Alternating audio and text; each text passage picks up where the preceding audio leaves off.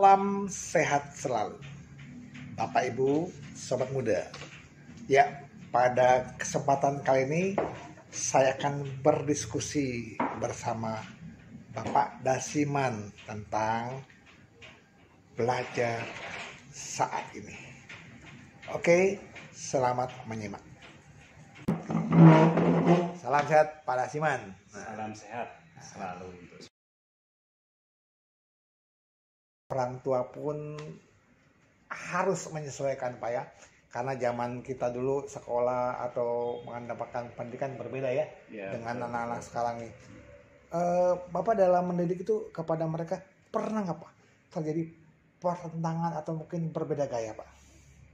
dalam soal pendidikan kita memang ada perbedaan ya, karena era kita itu udah berbeda. Zaman kita kecil dengan zaman mereka sekarang itu udah beda, jauh berbeda, nggak terang. Jadi tapi semangat tetap ada gitu. Beda dengan zaman sekarang, ya udah ada lampu, ya listrik udah siap. Kemudian sarana belajarnya juga udah ada, medsosnya ada, ya kan. Sekarang itu tinggal kitanya aja, ya kan, sebagai orang tua untuk mengarahkan anak supaya mereka itu lebih giat belajar gitu. Cuman ya gitu, banyak kendalanya tuh, ya kan. Anak sekarang tuh banyak kendalanya, kekurangannya. Kalau di dalam keluarga Pak, artinya orang tua memberikan pendidikan kepada anak juga, pernah nggak ada terjadi salah pahaman tentang gaya, tentang cara Pak terhadap anak, pertentangan gitu? Ya ada. Misalnya Pak? Misalnya begini ya, itu saya jelaskan. Jadi kalau anak, nah kamu belajar, udah dikerjain belum PR-nya? Ya anak kadang-kadang mereka lebih suka membuka WA-nya. Gitu. Suka buka HP-nya, ya kan. Sementara itu pelajaran di sekolah dilupakan, ya kan, ada PR apa enggak, ya gitu ya. Jadi dia itu lebih suka kepada sumber belajar yang sifatnya tidak berkaitan dengan buku pelajaran, ya kan, seperti main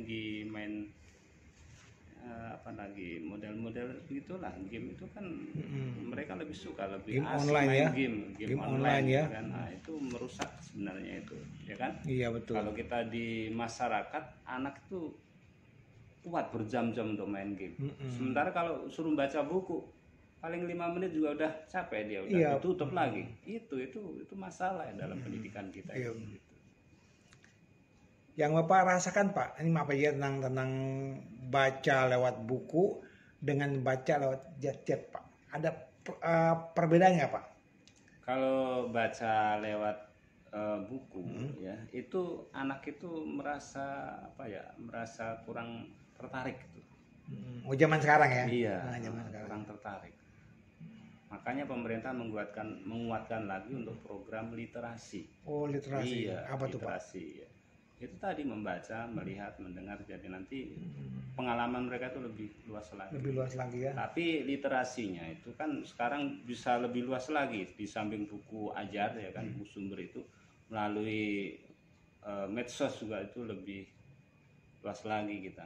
Jadi jendela pengetahuan itu lebih terbuka lebar lah kalau anak tinggal sekarang. Dia mau membaca atau tidak ya. Tinggal mereka mau memanfaatkan dengan baik apa enggak. Kadang-kadang justru anak yang nggak paham dengan teknologi itu, mereka melihat hal yang nggak benar.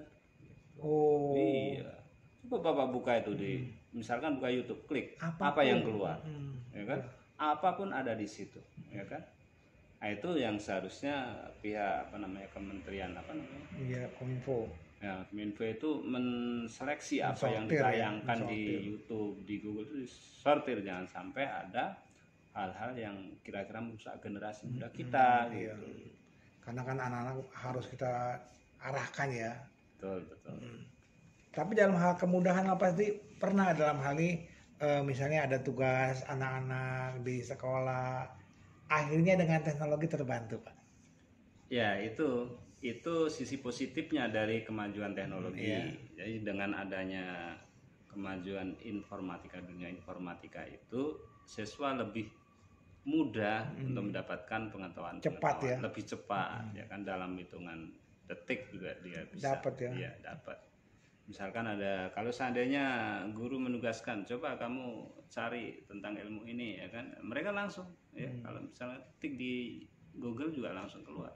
Itu lebih cepat dan itu lebih memudahkan para siswa untuk menggali pengetahuan itu ya kan.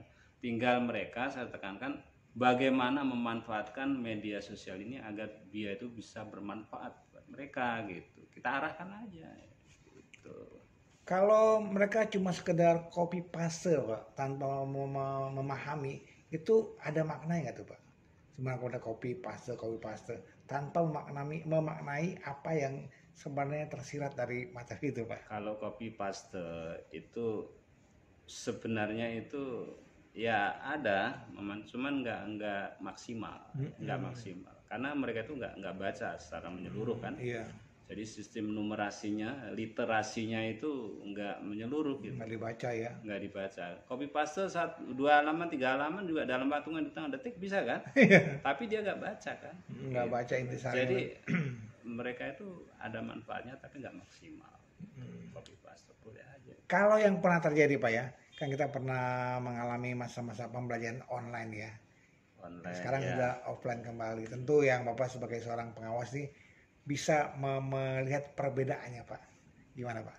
Perbedaan antara pembelajaran online dan offline. Oh gitu. Mana lebih? Kalau online atau sistem daring ya, daring itu kan menggunakan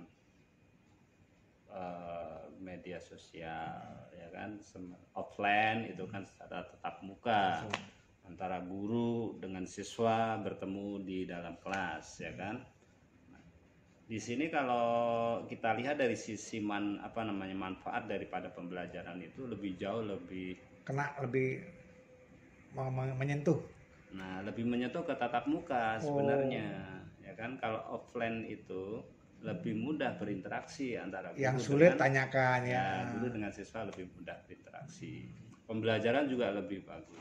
Tapi kalau online atau sistem daring itu nggak maksimal, walaupun nilainya bagus-bagus ya. Iya, gitu. Nilai ya kan.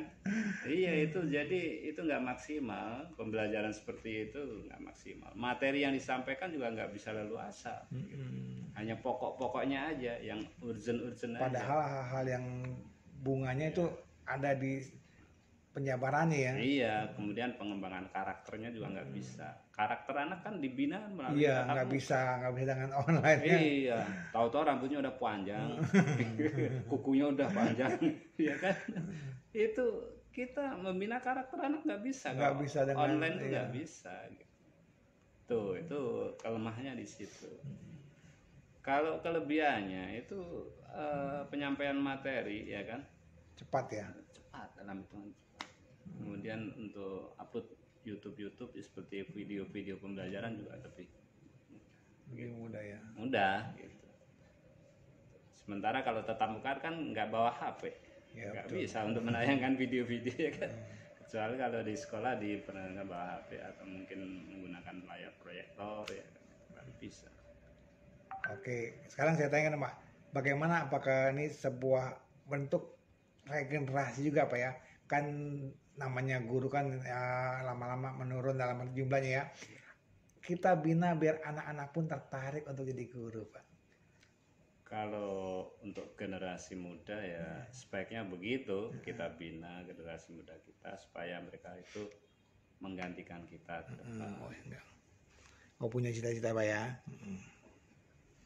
Jadi kita arahkan mereka, cita-cita mereka itu apa, sebagai apa nanti ke depan, ya kita alih generasi lah ya. Kita arahkan mereka, kalau memang cita-cita jadi guru ya silahkan, mau jadi TNI ya silahkan, ya kan? Kita arahkan, kasih motivasi agar cita-cita mereka itu bisa berhasil, gitu aja. Yang penting kita tidak segan-segan untuk memberikan support, ya kan? Support ya. Jangan sampai anak nggak tahu arah dan tujuannya mau kemana, gitu. Oke, mungkin harapan Bapak buat para orang tua murid Pak, agar anak-anaknya termotivasi untuk belajar Pak. Ya, untuk orang tua murid itu ya kita sarankan jangan sampai lupa ya. Selalu memperhatikan siswa atau anaknya ya, baik pada saat dia belajar maupun di rumah, ya kan. Saat belajar dipantau apakah anaknya benar sampai di sekolah apa enggak, ya kan? Tanyakan ke wali kelasnya apakah ada anaknya di sekolah apa enggak. Kalau di rumah diperhatikan apa yang dia kerjakan, apakah dia main game atau main belajar, ya kan gitu. Apakah dia belajar? Kalau misalnya belajar ya kita dukung. Tapi kalau main game kita peringatkan. Kemudian dengan dia bermain dengan kawan-kawannya diperhatikan juga. Dengan siapa temannya dengan siapa ya kan? Ngapain aja dia? Nah, itu yang kita jangan sampai anak salah jalur gitu maksudnya gitu. Itu aja mungkin. Oke, terima kasih Pak. Ya, demikianlah Bapak Ibu Sobat Muda, bincang-bincang kita yang singkat tapi memberikan manfaat. Semoga semua makhluk berbahagia. Terima kasih Pak. Ya, terima kasih.